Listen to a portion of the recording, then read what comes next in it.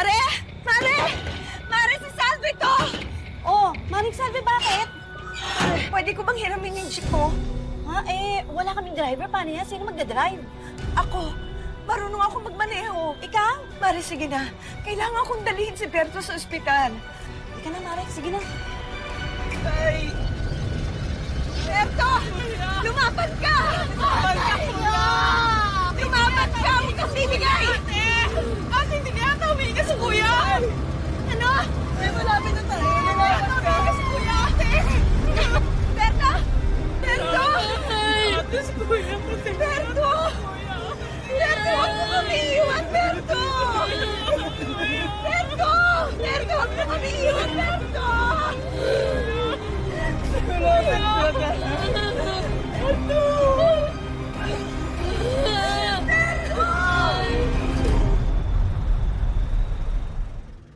Sa pagpanaw ng kabiyak ni Salve, mag-isa na lang nakasalalay sa kanya ang kinabukasan ng mga anak niya. Kaya kung anong pagkakataon ang dumating sa kanya, agad daw niya itong susunggaban kahit pa mahihirapan at masasaktan. Dahil ganyan ang isang magulang. Ganyan daw maging ina. Magandang araw po mga kapuso. Ako po si Vicky Morales at ito ang Wish Ko Lang.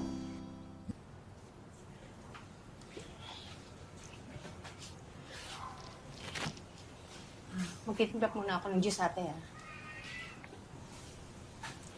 Tutulungan ko po kayo, tita. Ako, huwag na rin yun. Samahan mo na lang ang nanay mo dito, okay?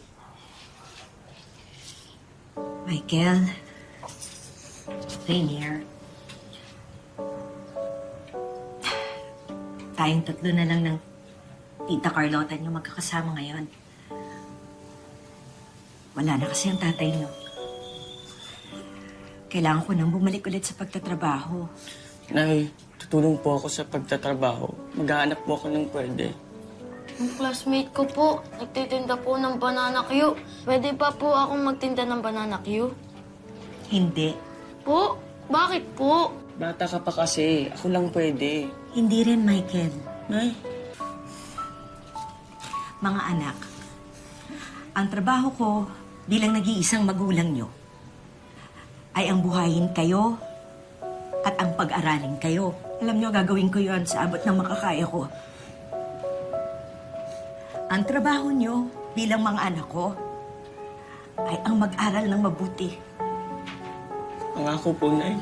Makakatapos kaming dalawa. Pangako po, Nay. Wala na tong atrasan.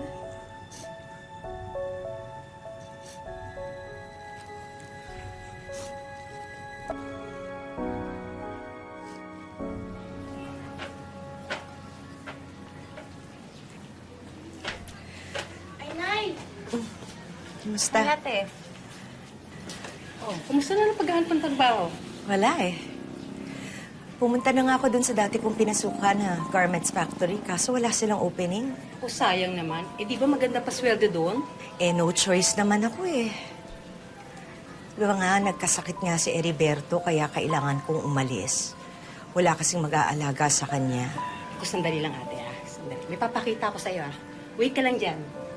Sige. Assignment mo ba yan? Nay, ano po? Eh, mga classmates ko po.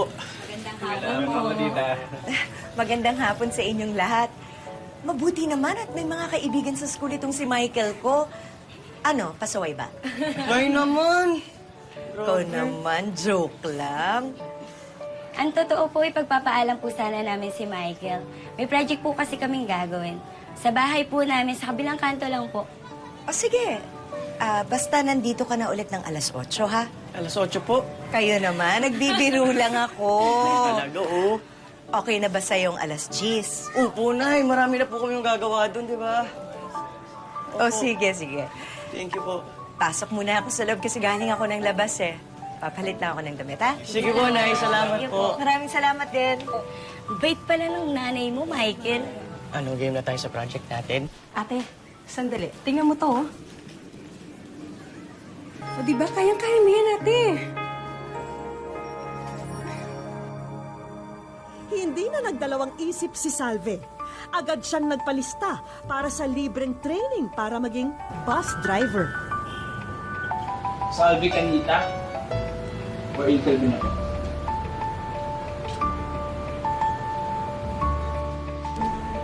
Determinado si Salve na matutunan ang lahat ng kailangan sa pagmamaneho ng bus.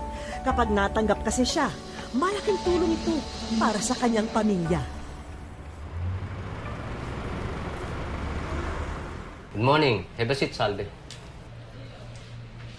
Nakuha ko ng mga resulta ng exam mo. Pasado ka, Salve. Isa ka ng certified bus driver. Hanggang lang sa biyaya. Maraming salamat po. Dahil sa matinding pangangailangan, pumasok bilang bus driver si Salve. Alam niyang mabigat na hamon ito dahil hindi pa siya bihasa sa pagmamaneho ng malalaking sasakyan. Pero ang totoong mahirap para sa kanya ay ang mawalay sa mga anak niya at bihira na lang silang magkikita.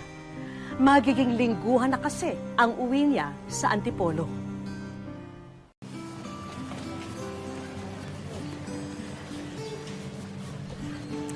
Carl, ikaw na bahala sa mga bata, ha?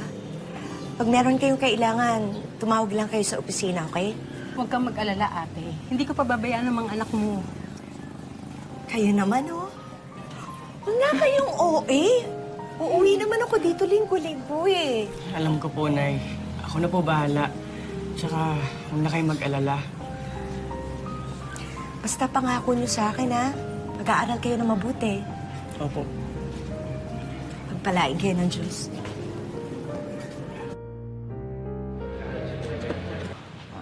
Oh, ito pala si Cesar. Cesar. Ito pala si Salve, ang bagong mong kasama na nakapasa sa MMDA ready para sa mga bagong bus driver. Eh, ikaw ang konduktor niya. Okay po, sir. Sige. Sama na kayo. Sir. Ako konduktor mo, pero hindi mo ko tawuan, ha? Pinapaalala ko lang sa'yo, ha? Hindi naman ganun. Okay na, ibig sige na. sabihin. Bye. Halatang halata na mabigat ang loob ni Cesar na maging katrabaho niya si Salve. Paano kaya magiging matiwasay ang biyahe nila kung hindi maganda ang samahan ng konduktor at driver? Ano pa dyan? Boy, ba't ang bagal natin? May diferensya ba yung bus? Hindi yun, wala akong diferensya yung bus. Yung driver ang may diferensya. Manong driver? Pakibilisan naman. Maliliit na ako eh. Ay, hindi umanong yung driver, babae yun.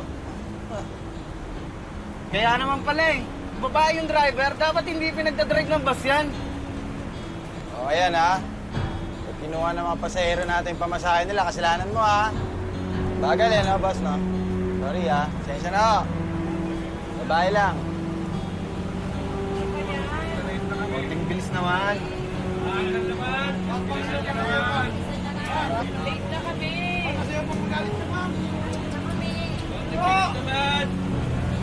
Hoy, bilisan mo naman, oh. Hoy! Sorry, oh. Yung, hoy! Hoy! Atakihin ako sa'yo. Woo! Yung! Nangalay pa masahin na. Ay, naku, babae.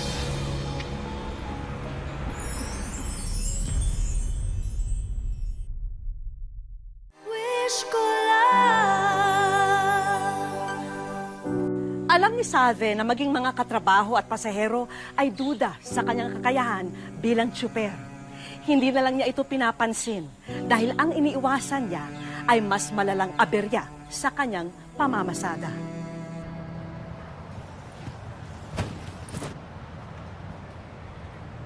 Pare, yung driver mo. Wala akong pakialam sa babaeng yan. Ayan siya. Pwedeng tumabi? Ay, maupo kayo. Salamat. Opo ka. Isa pong pork chop.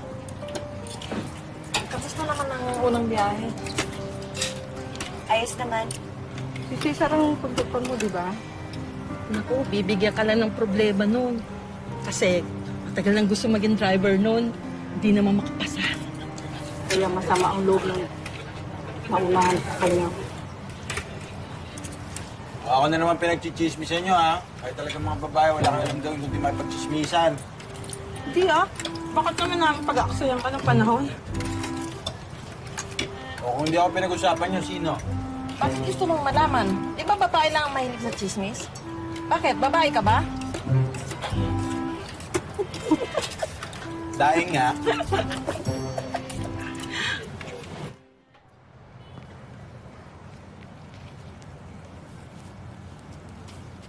Uy, Cesar, hiya ka naman. Yung driver mo, naglilinis. Ikaw nakatanga ka lang dyan. Hiya mo siya, babae. Ang trabaho niya maglinis.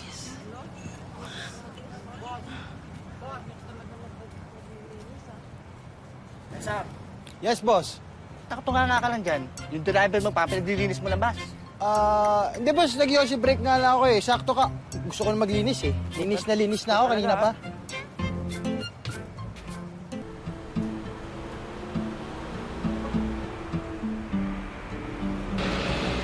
Unti-unti nang nagagamay ni Salve ang pasikot-sikot sa pagiging bus driver.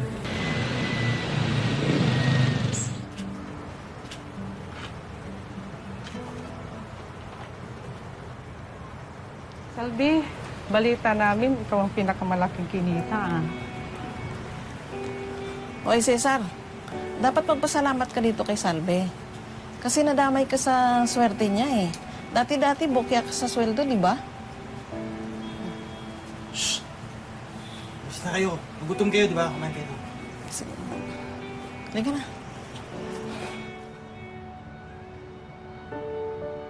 Rainier! Michael!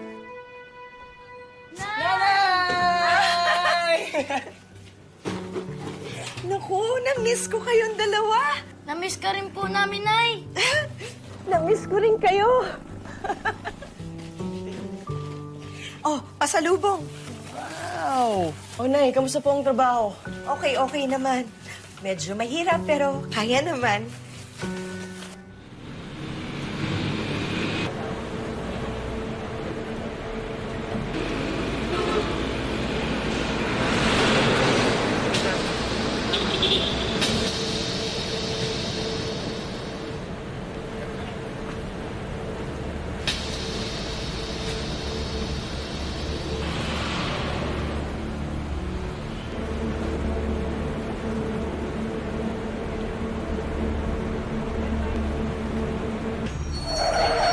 Uy!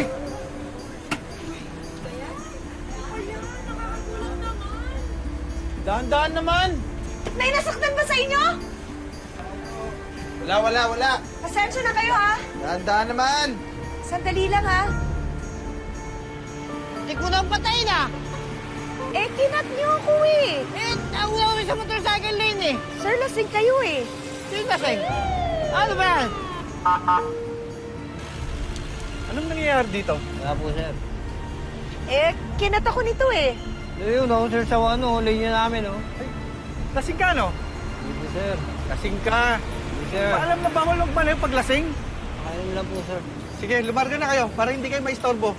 Ako na bahala rito. Salamat ho, Chief. Pasensya na kayo. Lasing yung driver. Biyahe na ulit tayo. Kayo po yung nanay ni Michael, di ba? Sabi ko na nga, Ben. Kwento po ni Michael na nagdadrive nga po kayo ngayon. Sinabi sa inyo ng anak ko na nagdadrive ako ng bus? Opo, proud na proud nga po siya eh. Kahit trabahong lalaki daw po pinasok niyo para magpag-aral sila.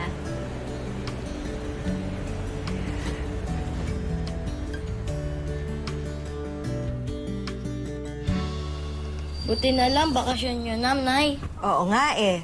Alam mo, Rainier, marami tayong dapat ipagpasalamat sa Diyos. Natahi ko nate. Ano ba yan? Kunti na pa sa bus mo. Wow! Tinahi ko yan para sa'yo. Ang ganda, no? O, kamusta naman mga pag-aaral niyo? Ayos na eh. Talaga? Sobrang taas ng grades ko. Ikaw din? Opo. Oy, Salvi. Mukhang maganda yung kurtina natin ah. Saan mo nabili yan? Ah, ito? Oo. Gawa lang to ng kapatid ko. Talaga? Pwede kayo magpagawa sa kanya?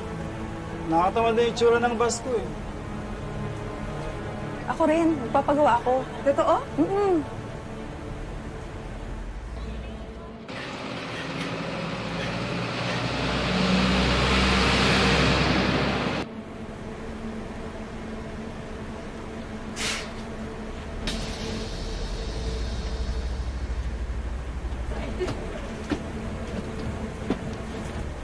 Huwag kang ikikilos! Hold up ito! Mag-drive ka lang! Huwag kang titigil!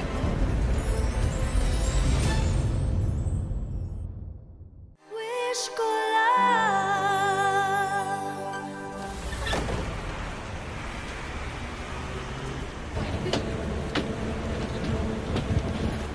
Huwag kang ikikilos! Hold up ito! Mag-drive ka lang! Huwag kang titigil! Ayun na! Cellphone na namin sa bag! Bilis! Ayun na! Ayaw! Wala kang cellphone! Bilis! Labas yung cellphone niyo! Wala! Bilis! Ayaw yung cellphone! Bilis! Labas sa bag! Ilagay mo! Yuko! Yuko! Ayun na! Bilis! Akin na! Sa'yo! Bilis! May mga pulis. Pag hindi ako tumigil sa stoplight, habulin nila tayo. Sige, tigil mo! Huwag kayong tigil mo! Pag kumibo kayo, paparilin ko kayo! Ilodap ko na po! Dito!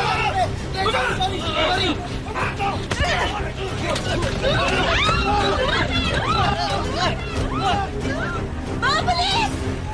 May mga hold up for dito! Boss, hindi ako. Gawa ko lang to. Ay, sila ako, hindi ako. Hindi ako, sila ako. Meron pa yung sabat, boss. May sabat doon. Boss, unahan. Pato ba? Ako lang, boss. Sige! Doon!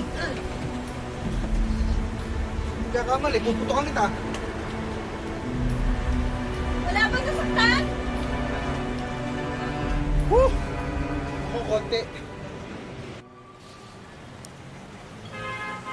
Hoy. Ingat. Hoy, Salvi. Maraming salamat pala sa kortinang pinagawa ko. Ang ganda. Salamat.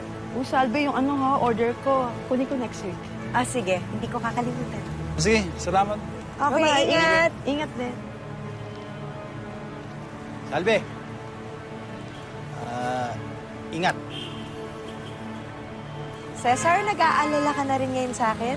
Siyempre, ako konduktor mo. Sige, ingat ka rin. Ingat. Walang sideline, ha? Yeah.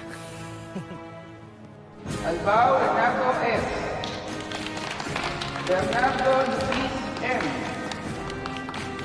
Benita John Michael R. De la Cruz John C. Thank you po.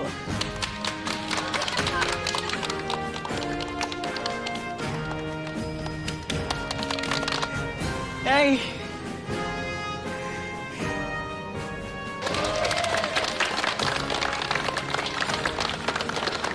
Sa wakas, Nay! Nakuha ko na rin! Nasusuklian ang lahat ng sakripisyo ni Salve sa tuwing nakikitang nagsisikap din ang mga anak niya sa pag-aaral. Kaya ganado siyang maghanap buhay para sa kanila. Nagpunta ang aming grupo sa Binyan, Laguna. Ang pakay namin, masakyan ang bus na minamaneho ng bus driver na si Salve na tampok sa ating kwento. 7 taon nang nagmamaneho ng bus si Salve. Sinimintays yung no accident na very competent. Lagi siya nagtatap eh. Yung ability to cope up with the company standards. Masayang-masaya po ako noon kasi piling araw nila, ako yung hindi matatanggap kasi yung itsura ko kasi noon eh. Hindi kagaya ako nung ibang nag-apply doon kasi galing sila sa abroad eh. Ang totoong hamon daw sa trabahong ito ay ang mas mahabang oras na pamamasada kesa sa oras ni Salve sa kanyang pamilya.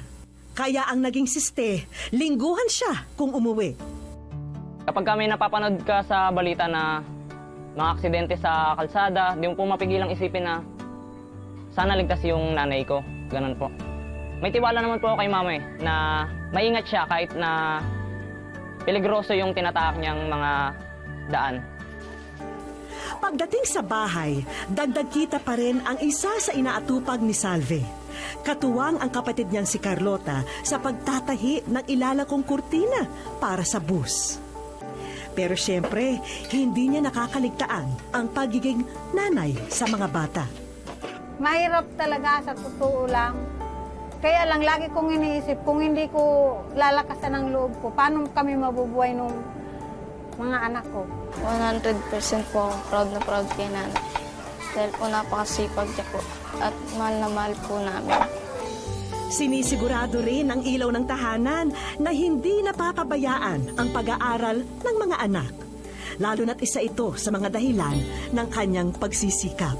Kapag nakapagtapos na ako, kinakailangan makahanap agad ako ng trabaho. Nang sa gayon eh, makapagpahinga naman si mama para masuportahan ko rin naman po yung pamilya namin.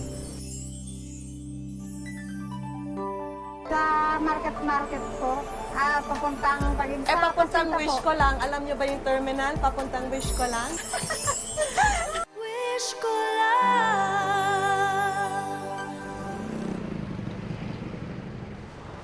Nandito po tayo ngayon sa Binyan, Laguna para kilalanin po natin ang isang kahanga-hangang babaeng gagawin daw ang lahat para sa kanyang pamilya. At hindi lang po siya basta ordinary mother ha, dahil isa po siyang lady bus driver. Kaya ngayon po nalalapit ang araw ng mga nanay, dadayuhin po natin si Salve para masurpresa siya. Tara? Ate, saan po yung terminal papuntang Taguig? Sa market po, papuntang Taguig. Papuntang wish ko lang. Alam niyo ba yung terminal? Papuntang wish ko lang. Oh, well. Ay, naku, welcome sa wish ko lang. Nakita rin dito ng personal. Ay, naku, galing mo naman. Anong feeling mo na nasa wish ko lang ka? Masaya. Ha? Kasi kayo yung nasa wish ko lang dahil napakasipag niyo po at talagang gusto namin kilalanin yon, especially during Mother's Day po. Sabihin niyo sa akin, ano ba yung pinakamahirap na bahagi ng pagiging lady bus driver? Para po yun sa mga anak ko kasi single parent. Patay na po yung asawa ko. Si Salve, pwede po ipasyal niyo ako sa terminal, sa mga iba-ibang terminal? Walang kaalam-alam si Salve na kinutsyaba na rin namin pati ang kanyang mga kasamahan sa trabaho. Ito, saan pupunta to? Saan to pupunta? Ah!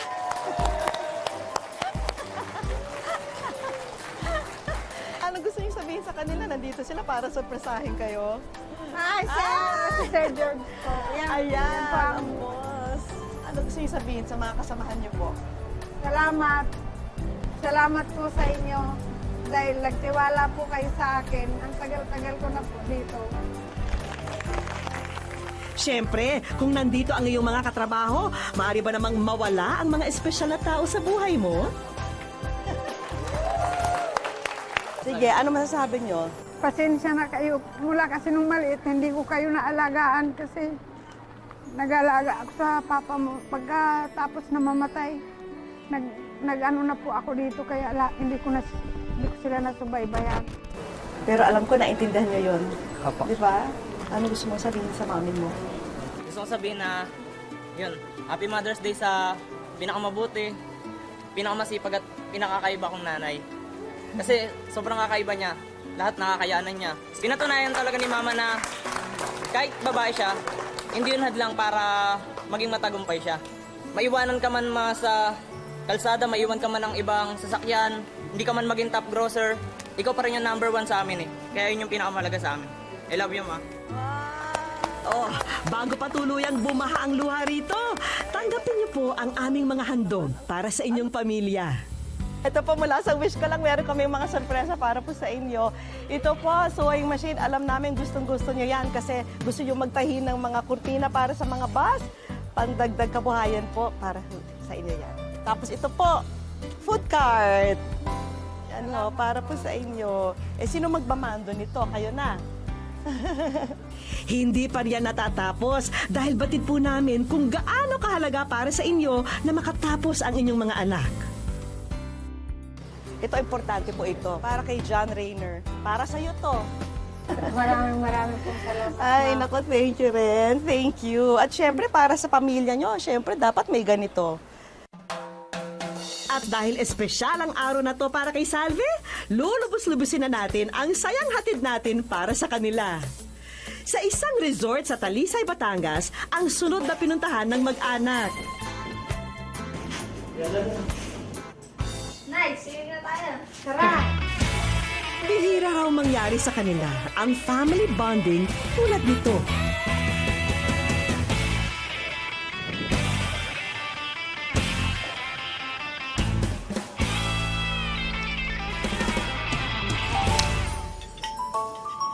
Kung kinabukasan ng mga anak ang magiging dahilan ng pagpupursige ng bawat magulang, hindi magiging mailap ang pag-asa para sa kanila.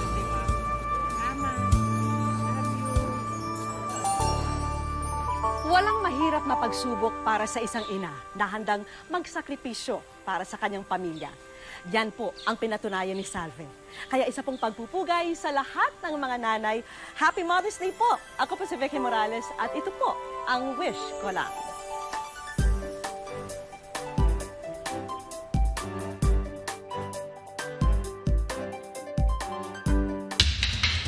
Maya, hindi ko alam kung paano kong sasabihin sa iyo ito. You have a stage 4 myelogenous leukemia.